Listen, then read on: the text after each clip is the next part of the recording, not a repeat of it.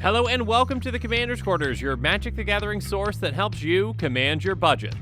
This show and episodes like this one are possible thanks to viewers like you. If you're looking for an easy way to help support this show, make sure that you like, share, and subscribe. Also, hit that bell notification icon so you don't miss any new episodes. You can also go check out our playmats and other merchandise at thecommandersquarters.com. Another easy way to support this show is with our TCG player affiliate links. So whether you're buying a deck or individual cards, you can use this general link right here or one in the description. And the final way that you can support this show is by supporting us directly by becoming a patron. There are many benefits to being a patron, and I truly couldn't do this without all their support. There's even a brand new Brigadier General tier where you can get a shout out on a Commander's Quarters episode that's dedicated to you. Hey everyone, Mitch coming in for the Commander's Quarters studio. Welcome to the show. So today's actually the day we're supposed to be getting some major announcements, but before that could happen, we've got some leaks. That's right, 5 Secret Lairs, which I assume is going to be a Secret Lair bundle, drop, massive thing, whatever they're calling it, has been leaked. Which is somewhat ironic because actually not too long ago there was another Secret Lair that was spoiled for PulseCon, whatever that is. Anyways, yeah, Secret Lairs here, Secret Lairs there, Secret Lairs everywhere. It's just how things are now, apparently. The leak was apparently an ad of some sort, and if those dates are correct at the top, it's going to be going on from August 24th, which is today, until September 14th. So this might have been one of the major announcements today, but hopefully it's not the only one because that would be pretty disappointing. And yeah, actually, I'm pretty sure the major announcements from today are actually about next year, and actually one of these Secret Lairs kind of has something to do with that, but we'll get to that here in a bit. Regardless, in this Secret Lair, it appears that there's 9 things to pick from. You've got foil and non-foil versions, and we'll go through each one. So for each of these, let's go through the cards in that Secret Lair and talk about those cards' current price in the market.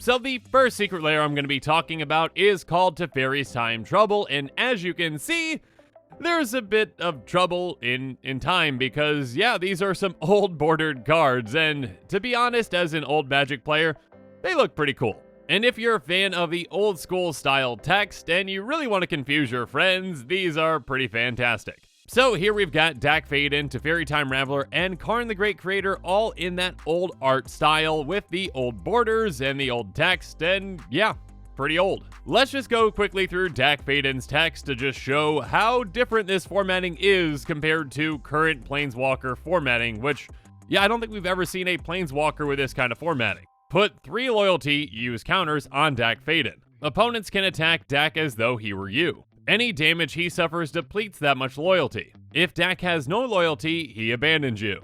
During your turn, you may add 1 loyalty to have target player draw 2 cards, then choose and discard 2 cards from your hand. Or you may spend 2 loyalty to take control of target artifact, or you may spend 6 loyalty, then take control of any permanent you target for the rest of the game, return all cards to the owner's hands after the game ends. Yeah, the current formatting of Planeswalkers is quite superior to this and a lot easier to understand, but if you're a fan of old school text, go for it. Regardless, now let's talk about the current price of each of these cards. Dack Fayden is currently $21.92, Teferi Time Raveler is $17.18, and Karn the Great Creator is $12.05. So in total, that's around $50 or so worth of value. Now my apologies if I missed it, but I didn't see any information on how much exactly each of these Secret Lairs are going to cost. Regardless, this is the only Secret Lair that is going to be available in non-foil, so yeah, you've only got one option if you want these old school cards. But now let's move on to the next one.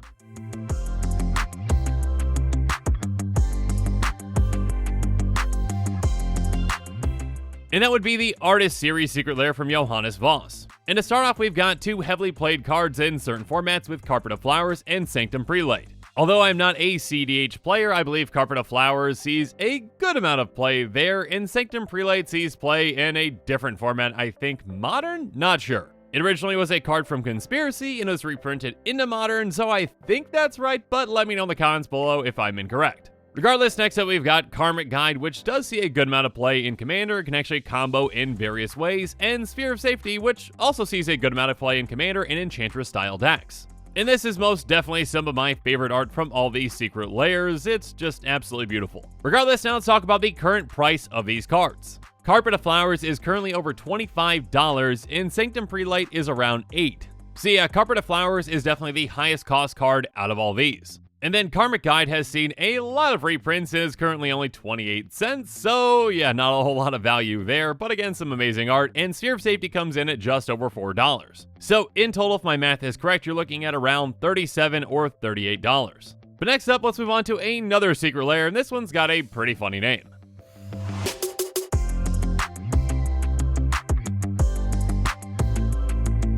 And that name is apparently Math is for Blockers, and it looks like this one's actually another artist series, though I didn't see that confirmed anywhere, but it's, yeah, all from the exact same artist, so I would assume that. Regardless, two of the cards of this Secret Lair are Brazen Borrower and Vindictive Lich. And the other three are going to be Meandering Tower Shell, Orin Frostfang, and Thragtusk, and my apologies for any graininess in these cards, I'm just using the images that I could find. Now these are some incredible arts, but when it comes to desirability, there's a slight difference in these cards, especially with Meandering Tower Shell versus, like Orin Frostfang. One sees a good amount of play, and one is a turtle. Regardless, now let's move on and talk about prices. Brazen Borrower is going to come in at $19.37, and Vindictive Lich is just over $8. So between even just these two cards, that's a decent amount of value. And then when it comes to the rest of the cards, poor Meandering Tower Shell is just 17 cents, Orin Frostfang is $11.87, and Thragtusk is, again, only 23 cents. So you definitely get some smatterings of value out of this Secret Lair, with some cards being incredibly cheap and some cards being pretty expensive. Again, quick math, in total it looks like this is going to be around $39 or $40 worth of value. Regardless, moving on.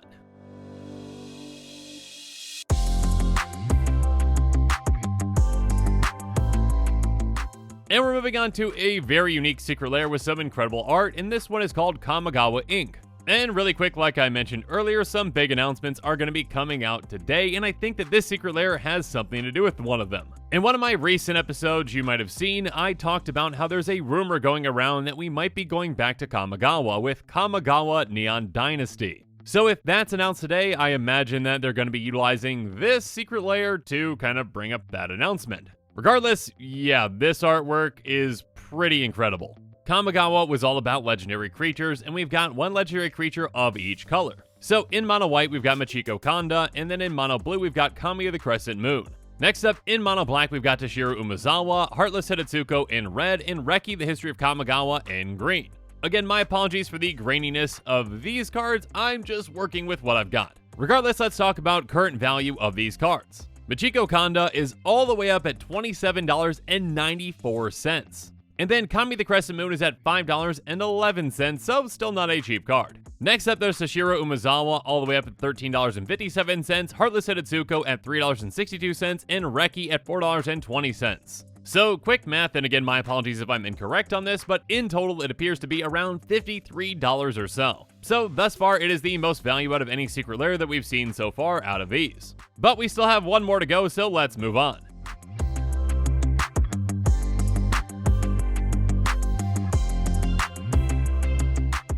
And the last one is the Artist Series with Thomas M. Baxa. First up, we've got some incredible art with Sliver Hivelord and Spellskite. So yeah, a Sliver and a Phyrexian Horror. What's not to love with these cuddly creatures? And speaking of cuddly, let's talk about Obnixilis Reignited and Sire of Insanity. So again, some very unique, dark, and awesome art. Regardless, when it comes to value, let's talk about these cards as they are right now. Sliver Hivelord is around $19 and Spellskite is just over $4. And then there's Obnixilis Reignited, which might be one of the cheapest Planeswalker mythics out there at just 80 cents because this card has seen a ton of reprints. And then the very lovely Sire of Insanity is at $1.36. So in total, this Secret Lair is just around $25 or so. So yeah, if my math is correct, I believe that this is the one that has the lowest value or expected value out of all these. Regardless, that's all the Secret Lair leaks that we've got, at least for now. And again, make sure you stay tuned to this channel for more exciting news, because again, there's supposed to be some big announcements today. And of course, as always, thanks again and have a good one.